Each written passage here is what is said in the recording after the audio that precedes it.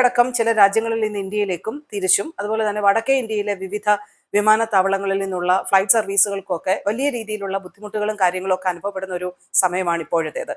ഒന്ന്, വടക്കേ ഇന്ത്യയിൽ കനത്ത മൂടൽമഞ്ഞ് അനുഭവപ്പെടുന്ന ഒരു സമയമാണ്. കാലാവസ്ഥാപരമായിട്ടുള്ള ബുദ്ധിമുട്ടുകളുണ്ട്.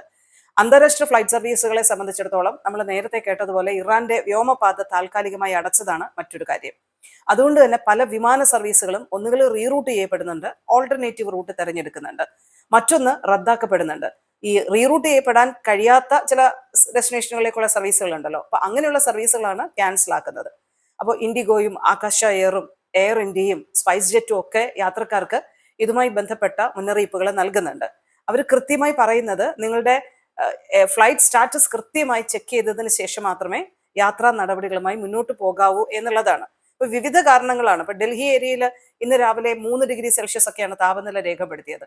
ഈ ഇറാന്റെ വ്യോമപാത അടച്ചതാണ് അന്താരാഷ്ട്ര ഫ്ലൈറ്റ് സർവീസുകളെ ബാധിക്കുന്ന ഒരു വിഷയം. അപ്പൊ എയർ ഇന്ത്യയും സ്പൈസ് ജെറ്റും ഇൻഡിഗോ എയർലൈൻസും ഒക്കെ അതുമായി ബന്ധപ്പെട്ട മുന്നറിയിപ്പ് യാത്രക്കാർക്ക് നൽകുന്നുണ്ട്. അപ്പൊ കൃത്യമായി നിങ്ങൾ ഈ സമയത്ത് യാത്ര ചെയ്യുമ്പോൾ നിങ്ങളുടെ ഫ്ലൈറ്റ് സ്റ്റാറ്റസ് കൃത്യമായി ചെക്ക് ചെയ്തതിനു ശേഷം യാത്ര തുടരൂ എന്നുള്ള ഒരു ഓർമ്മപ്പെടുത്തലാണ് ഇന്ത്യൻ വിമാന കമ്പനികൾ യാത്രക്കാർക്ക് നൽകുന്നത്. അതപ്പോൾ അത് കൃത്യമായിട്ടൊന്ന് ചെക്ക് ചെയ്തേക്കാം.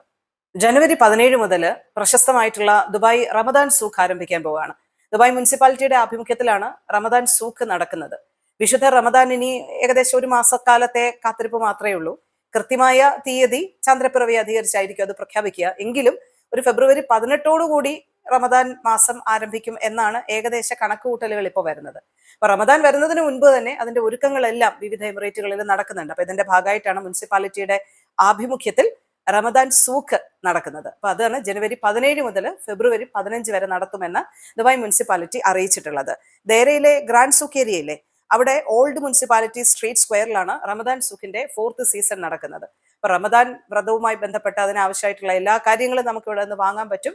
എമിറാത്തി സംസ്കാരം അടുത്തറിയാനും കാര്യങ്ങളൊക്കെ വാങ്ങാനും ഒക്കെ കഴിയുന്ന നല്ലൊരു ടൂറിസ്റ്റ് സ്പോട്ട് കൂടി ആവാറുണ്ട് ഈ ദുബായ് റമദാൻ സൂഖ് ഇപ്പോൾ എന്നുള്ള ഒരു കാര്യമാണ്. അപ്പൊ നല്ലൊരു ടൂറിസ്റ്റ് ഡെസ്റ്റിനേഷൻ കൂടിയാണ് റമദാൻ സൂഖ്. അത് ആരംഭിക്കുന്നത് ജനുവരി 17 ഫെബ്രുവരി 15 വരെ റമദാൻ സൂഖ് തുടരും. യുഎയിലെ കാലാവസ്ഥയുമായി ബന്ധപ്പെട്ട അറിയിപ്പ് ദേശീയ കാലാവസ്ഥാ കേന്ദ്രം നൽകുന്നുണ്ട്.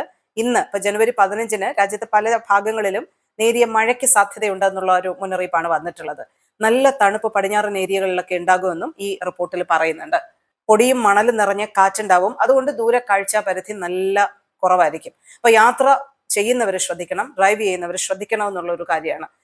കടലിൽ യാത്ര ചെയ്യുന്നവർക്കും ബീച്ചുകളിൽ പോകുന്നവർക്കും മത്സ്യബന്ധനം നടത്തുന്നവർക്കും ഒക്കെ മുന്നറിയിപ്പുണ്ട്. കടൽ പ്രക്ഷുബ്ധമാകാൻ സാധ്യതയുണ്ടെന്നാണ് ഈ റിപ്പോർട്ടിൽ പറയുന്നത്. ഒമാൻ കടലിൽ മിതമായ തോതിൽ തിരമാലകൾ ഉയരും. അതേസമയം അറേബ്യൻ ഗൾഫിൽ രാത്രി കാലങ്ങളിൽ കടൽ അതിശക്തമായി പ്രക്ഷുബ്ധമാകുമെന്നും ഈ മുന്നറിയിപ്പിൽ പറയുന്നുണ്ട്.